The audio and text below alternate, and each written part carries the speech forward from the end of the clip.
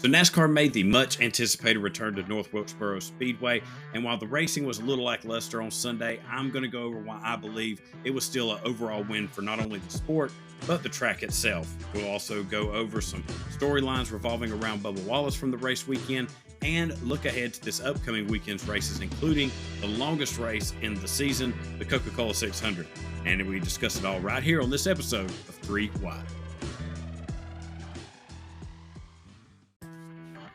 So before we get started on this week's episode of 3 Wide, let me tell you about our presenting sponsor, Hunt to Harvest. Now, Hunt to Harvest is back with us for our second season here at 3 Wide, and right now, if you head over to hunttoharvest.com, you can check out their new Spring 2023 selection, where they have plenty of design choices for turkey hunting, as well as different types of fishing. Also, they still have that mystery box special going on where you can get 3 shirts chosen at random sent to you for just $33. And with the high quality shirts you're getting at $11 a piece, you can't find that kind of deal anywhere else. So head on over to hunttoharvest.com where you can update or upgrade your hunting apparel. And when you go to check out, be sure to enter that promo code RADNEY18923.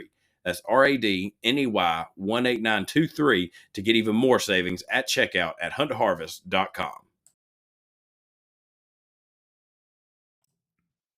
All right, so looking over the return to North Wilkesboro, we had the Cars Tour, several late model races throughout the week, and then Saturday you had the Truck Series kicking things off for NASCAR and their return. And Kyle Larson, of course, dominates this race. He leads 138 out of the 250 laps. Looked pretty much unbeatable. He did have to battle Bubba Wallace there, especially at the end. Bubba did a great job holding off Kyle as long as he could, but Larson just had the fresher tires and much more speed. Bubba's able to come home with a 5th place finish, but Ty Majeski, he finishes in second. Matt DiBenedetto with a solid 3rd place finish. Carson Hocevar, he was decent throughout the day. You had him finishing 4th. Corey Heim, who is probably the second best truck in the field, honestly, he finishes in 6th. Chase Purdy, he comes away with a solid 8th place finish. You also have Matt Crafton in 7th, Grant Enfinger in 10th. And some drivers that had surprisingly tough days, in my opinion.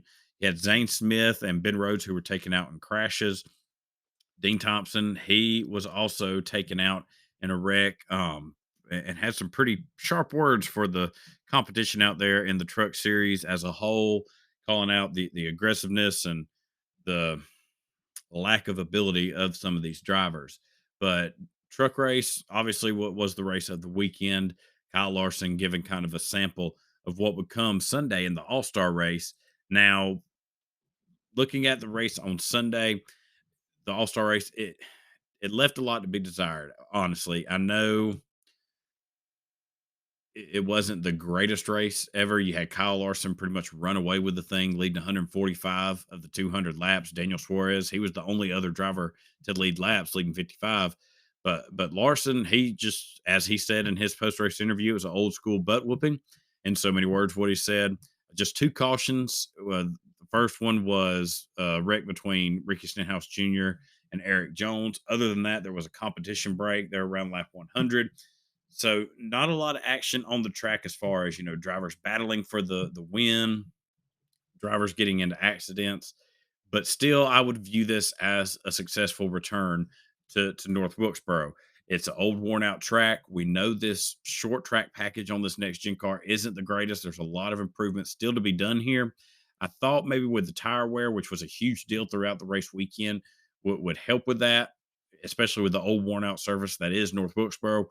Didn't really make much of a difference. Larson, he was, head and shoulders above everyone else.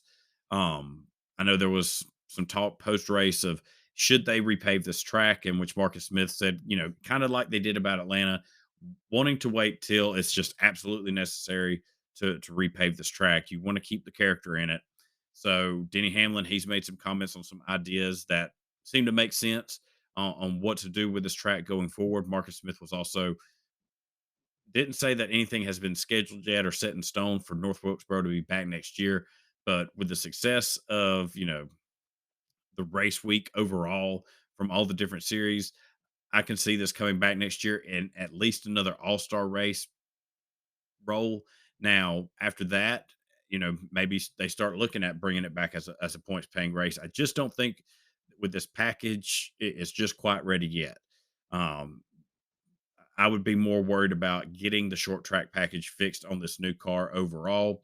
And I saw one interesting thing. Some drivers were complaining about it being a single lane track. They want more lanes. They need to do something with the configuration of the track. I would not touch a thing with the configuration. We've seen what messing with the configuration can do with Texas. We've seen them change the configuration of Atlanta. Granted, Atlanta's nowhere near as much of a disaster as Texas is, but obviously these guys they never really drove on old school Bristol where there was only one lane and that was the bottom. You couldn't run the top, you couldn't run the middle, you could only run the bottom. And if you wanted to pass somebody, you had to put the bumper to them and knock them out the way. And this is what North Wilkesboro has always been. That's what Martinsville pretty much is a single lane track, especially back in the same time as Bristol, where you couldn't go to the outside and try and get a run off the corner. It was mostly just a single lane track. That that I wouldn't mess with just because that is what can create some exciting moments. Yes, you will run into races like this. We saw Sunday with Larson running away with it, but heck, we're seeing that anyway at tracks where there are two lanes like Martinsville. So I wouldn't mess with the track. Like I said, maybe give it another year with a non-points race, get some more notes on it. Maybe next year it comes back with a better race. Maybe there's some changes they can do on the short track package. I don't know, but obviously still work to be done. But I would not deem this an unsuccessful return to North Wilkesboro. It was great. Just the nostalgia itself was enough for the event to be a success. The crowd, it was packed out. Nobody really complained that I saw about parking, which was one big concern coming into this race weekend. There was a lot of entertainment going on at the track. So I could easily see them coming back to North Wilkesboro next year. Now, will they one thing a lot of people are calling for, they'd love to see the Xfinity Series tackle this track, which I would too. I think the Xfinity Series, which puts on a more consistent basis the better races, they could really steal the show out at North Wilkesboro. So it'll be interesting to see if the Xfinity Series goes back out there next year or in the years to come. So but looking going back to the race, the finishing order itself, like I said, Kyle Larson, nobody was really going to catch him. Daniel Suarez started out the race strong on the pole and led a lot of laps, which was good for him. Good to see him getting some a lot of time in the lead at a short track. Bubba Wallace comes away with a solid second place finish. Um, Obviously a good strong run for Bubba, and probably one of my favorite paint schemes that we saw this weekend. His teammate Tyler Reddick finished third. Chase Briscoe, a very solid fourth place finish for him in this All Star race. You had Chase Elliott fifth, Ryan Blaney sixth, Daniel Suarez seventh, Eric Jones he finishes a solid eighth. Ty Gibbs, who won finished first or finished second, excuse me, not first. He finished second in the All Star Open, which was enough to lock him into this main event. He finished in ninth, Joey Logano in 10th. And I was really surprised that drivers like Ross Chastain, who finished in 11th, and Hamlin, who was in 13th, Truex in 14th, that they weren't more of a factor than what they were. Obviously, this is the first time back for all these teams, and especially with this new package, there was no notes to go off of it. You really were kind of going in blind on how your setup should be. And you see Kyle Larson, him and his team, they hit it right on the head. And a lot of big teams they missed it. Like also Kevin Harvick finishing in 18th wasn't much of a factor all night. He finished 2 laps down. You did have Josh Berry who won the All Star Open. He finished in 15th. Noah Gregson, who got the fan vote, he finished in 23rd. And going back to Bubba Wallace, he was the main headline throughout the race weekend, and nothing of his own doing. And I'm not going to try and get too in depth on this. I just want to give my basic thoughts on it. Starting out, you had a reporter with a local news channel. I can't remember I didn't get the reporter's name, and I can't remember the news channel he was with, but he asked Bubba after the truck race where Bubba finished fifth, repeatedly asking Bubba about the booze that he was getting from the crowd, how it made him feel, what is his thoughts on it. Felt like he was really fishing for a certain response from Bubba and looking like he's looking for a sound bite from Bubba that he can run with. Bubba handled it like a champ, handled it like I believe couldn't handle it any better. And basically was, shrugging his shoulders like, hey, that's sports. Fans are gonna boo. That's how it's always been. It's how it's always gonna be. And saying like the reason it's so loud and noticeable is because we're so close to the grandstands. Um, and I wasn't at the track, so I don't know what some fans in particular were saying. I don't know any of that. This is just me looking from afar. Um, but as I said, I feel like Bubba handled that perfectly, and that's the way I feel like he needs to from here on out. It shows a lot of growth and maturity, but also become that Kyle Busch esque personality. Kyle Busch goes out and he just eggs on the crowd, and that's exactly what Bubba did in his driver intros. Go out there and egg it on. Show that it means nothing to you. If anything, it is a motivator. You know, doing that, the hands in the air. Like bring it on. That to me is the best way he could do it, and acknowledge it's there, but hey, you're not doing anything to me. If anything, y'all want to boo me now, watch what I'm about to do. And Bubba went out there and had a solid race and finished second and showed that he belonged out there. But then post race, you had some people, I won't call them fans because I think anybody who does this to any driver, you're not a fan. You're just someone looking to, you're just looking to put the spotlight on yourself. You're looking to get attention, make it all about you, and really take away from the sport. So these two people, from what I've gathered, they heard or after the race, Bubba and his crew, they're already off the radio. And you have these two voices come on the radio like Bubba needs to go back where he came from, and nobody wants you in NASCAR. Now, I don't know where they want Bubba to go back to, whether it's Mobile, Alabama, which is listed as, his hometown, or if they want him to go back to the Charlotte Concord area. I don't know which one they're wanting him to go back to.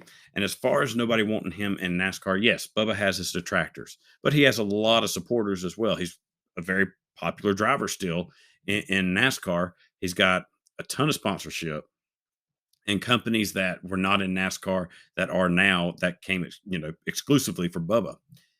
And he's a driver for one of the top Toyota teams. He's got Denny Hamlin and Michael Jordan as his owners. I think it's fair to say he is wanted in this sport. And I look at Bubba as I do Chase Elliott, Ross Chastain, Kyle Larson, Ryan Blaney as kind of being the future faces, if not already the faces of this sport. Once we start losing the Kevin Harvicks, the Martin Truex Juniors, the Kyle Bushes, the Brad Keselowskis, Joey Logano's, these are going to be the next guys up. These are going to be the next veteran leader faces of this sport. And I think Bubba will still be able to get a handle on it, and he will become more consistent and be able to consistently be a threat to get into victory lane, like we saw last year, him going on a hot stretch and winning the race at Kansas. And much like he ran this race at the All Star race, finishing in second, it was a solid day for him. And I think that's going to become more and more frequent as he gets more experience under his belt. I know he's been in the sport a while, but confidence plays a key role for these drivers. And I think this could help Bubba kind of start another hot streak in his career. With all that went on with Bubba this weekend, it led to a lot of heated conversations on social media. You have two extreme ends of it. You have on one side fans that are admitting that they boo Bubba Wallace, they pull against Bubba for his race, and for several other just silly reasons that should have no bearing on a cup driver. Then you have fans on the other side who say if you boo Bubba Wallace when he comes out, or if you cheer when he wrecks, I believe you're racist. You have some people saying, I believe 95% of the people that boo Bubba are racist, 98%, all of them. A crazy number, which I'm sorry is completely untrue. You couldn't convince me otherwise. There's no way that Bubba Wallace is universally booed in NASCAR simply because of his race. People in the middle, the majority of NASCAR fans, such as myself, they boo Bubba simply because they don't like his attitude. They don't like how he drives on the track and how he carries himself. Whereas people cheer for him because of his attitude, because of how he drives on the track, because of how he carries himself, much like Kyle Busch. He's to me that kind of driver, that kind of personality. And as I said, with the driver intros, him playing up into that, is just only going to increase, I think, his popularity or his number of fans, showing that it doesn't bother him that and now he's got to go out and perform and get the wins and get the consistency for it to really take off. But to me, he strikes me as that Kyle Busch character where Bubba, he'll give you his thoughts. He wears, his emotions out on his sleeve and he doesn't hold anything back. Very, very emotional guy in a good way. And that's something that fans want and NASCAR needs. So to me, if you're out there, pulling against Bubba because of his race, or if you're out there saying, if you boo Bubba, you are a racist, if you're just throwing everybody under that umbrella, those are two sad ways, in my opinion, to live. You know, that you see that you view people that poorly. I'm more optimistic than that. I'm more positive when it comes to how people really are, I guess. Um, so if you're in the majority, if you're just pulling for your driver just because you like them, if you're booing against somebody simply because you don't like them, no personal feeling, no personal reasons, just keep doing what you're doing. Keep being a fan of the sport and showing your support as you should. These drivers are just like me and you. They have personal lives. They have stuff that goes on away from the track. They deal with stuff just like we do. It's just sports. It's just entertainment. We have to remember that these are regular people outside of this sport, just like us. There's no need to make it that personal. So just don't don't get suckered in by the people with the outside extreme views of Bubba Wallace and the fans, whichever side it is, because those two sides are just different sides of the same coin. They're both in the wrong, and just I feel like if they're ignored, if you don't engage with them in the comments, in the stands, wherever you run into them, that takes away their voice. If you engage them on social media, at the track, wherever, you're just playing into their hands. You're doing exactly what they want you to do. They want that attention. They want that debate. They want that argument. And I get it. If you get on there and you see somebody saying, pull against Bubba, because he is black. I understand that's an emotional response that you want to jump in and say, hey, that's not right. But in today's day and age with social media, they're really only outing themselves. They're only hurting themselves. Let them hurt themselves. Don't get suckered into it. Same on the other side. If you see somebody on there that's saying, well, they're only booing Bubba because of his race, because he's the only black driver out there, ignore them. Don't engage them because they're just showing how little they think of people. It's not worth it. You know, everything comes around full circle in this sport. When Jeff Gordon was driving, and probably up until the last couple years of his career, anytime Jeff Gordon wrecked, fans cheered. Fans were happy to see him out of the race. They're like, he's not going to win this race. He's not going to be in the running. All right. That's great. A majority of fans were happy just for those reasons. You did have your fringe, you know, sample size amount of people that probably did want Jeff to be hurt. Like, oh, maybe he'll be out for a little bit. I'm not going to deny that. And it's the same with Bubba. For the most part, when people cheer because he wrecks, it's like, all right, Bubba ain't going to be in the running. He's not going to win this race. Yes. And it's a small fringe group that probably do want harm to Bubba, unfortunately. But that is their weight to bear. That shouldn't be on us. And as I said, it all comes full circle. You look at the most popular driver in this sport, Dale Earnhardt. When he wrecked Terry Labonte up at Bristol, he got booed out of that track. The Intimidator, one of the top drivers ever in the sport, getting booed out of the building. It all works its way around. Now, say we go to Martinsville later this year, Bubba and Joey Logano are having it out. They're bouncing off of each other, getting aggressive. Joey Logano does something to Bubba, and Bubba comes back, pays him back, and spins him out. I guarantee you that whole place is going to go wild cheering for Bubba for what he did, just like they did for Bubba when he spun Kyle Busch at Watkins Glen years ago. Now, if say it's Chase Elliott, fans are probably going to boo Bubba. It's all a matter of who is involved and what the situation is. It's nothing to do with Bubba personally in his race or his beliefs or anything like that. It's all a matter of who's involved. And you can say that about any driver if they get into a pushing and shoving or a wrecking fest with Chase Elliott, just because he is the sport's most popular driver, and vice versa with Denny Hamlin. If he's involved, he's probably going to get booed, no matter who it is or what's going on. It's a they're not only doing circles on the track. They're when they're booed and cheered, it's all going to come back around at some point. So ignore the noise, pull for your drivers, boo the guys you don't like. As I've said many times, just be yourself, be a NASCAR fan, as you should be, and conduct yourself as such.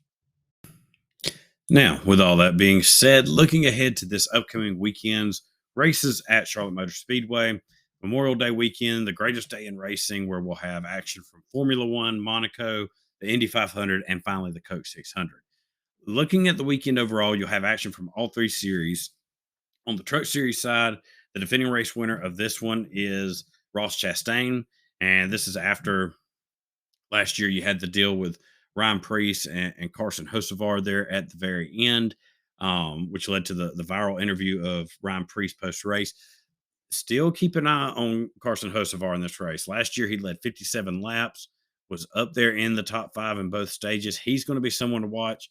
Of course, you also got Zane Smith, who's a guy you need to watch week in and week out, but also Ty Majeski. He had a decent run there last year. He's showing still got that speed this year, if not even more. He's going to be a threat. It's going to be the one I would like to keep an eye on. Also, is Christian Eckes, the 19 truck last year. They finished in 12th, whereas Christian Eckes he finished in 4th after being in the top 10 in both stages, including a second place finish in stage 2. So they could be kind of that dark horse team to watch and seeing if they can get back into victory lane at Charlotte. On the Xfinity Series side, this is another week where Junior Motorsports has a huge opportunity to get into victory lane. Last year it was Josh Berry. You had Noah Gragson. He led 36 laps, finished in 4th. Sam Mayer, he led a couple laps, finished in 3rd. Justin Allgaier led 63 laps, finished in 7th. All of their cars finished in the top 10 last year. Can they repeat that this year? They finished in the top 10 in both stages last year. So this is going to be a good track. Obviously, watch Barry. Sam Mayer, can he build off of that finish last year? Did they come back with some good notes, and are they going to come out swinging at this race? Also, Sheldon Creed, he finished in 8th last season. He's going to be a guy I think you got to keep an eye on. But the big story is going to be Junior Motorsports. Can they finally break through and get into victory lane? Now, with the Cup Series race, this is a 600-mile race. You never know how it's going to go. It's just a battle of attrition. Last year, what was there only 20 cars that finished the race overall?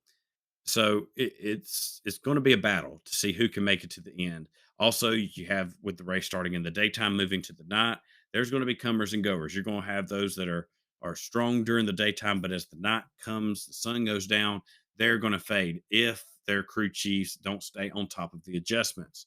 Last year, Denny Hamlin, he won the race, but Ross Chastain was the main guy last year. He finished in the top 5 in all 3 stages. There's 4 stages in this race. In the first 3 stages, he finished in the top 10, including winning stage 3. So he was very strong last year. Can he complete a race? That's all I would be looking for Ross to do. If you can get the win, great. But if you're sitting there running in 3rd, 4th, you know, don't push it, don't overdrive it, and rob yourself and your team of another solid finish. Kevin Harvick, he's going to be him and Chase Briscoe. those guys are going to be the ones to watch as well. They both finished in the top 5 last season, and it's going to be interesting to see if the Fords, especially SHR, have the same speed here that they did last year. Ricky Stenhouse Jr., he finished 7th last year. This could be another great race for him to get some more points, to possibly get some more stage points, maybe sneak up there and get a stage point, get a playoff point to his ranking. Um, Michael McDowell, he finished in 8th. This really falls into both those guys' wheelhouse. If they can just survive, and Michael McDowell is probably the best at it, but especially Stenhouse, if they can just keep their noses clean and just log laps, they can find themselves up there real quick. Even Harrison Burton last year finished in 11th, and what was a pretty rough rookie season, and this year another rough sophomore season. Ty Dillon finished in 13th, and we know how much of a struggle Ty was having in that 42 car, much the way Noah Gragson is this year. Todd Gilliland is a guy I would watch. If anybody's been able to keep their car clean and make it to the end and come away with a better result than probably, you know, they should have, it's been Todd. And with this race being the longest of the year, 600 miles, this is setting up perfectly for Todd to come away with maybe even a top 10. And this is a race where we've seen fuel strategy come into play and somebody be able to get the upset first career win. Todd Gillen is a fantastic candidate for that.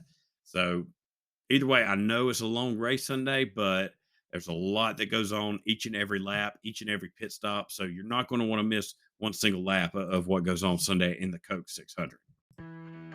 And that'll wrap up this week's episode of 3 Wide. As always, thank you for joining me and listening along. Don't forget, if you haven't already, be sure to hit that subscribe button wherever you're listening to this podcast from. And also, you can subscribe to our YouTube channel. That link is in the description below, so you will know when our new videos drop, including our weekly fantasy picks.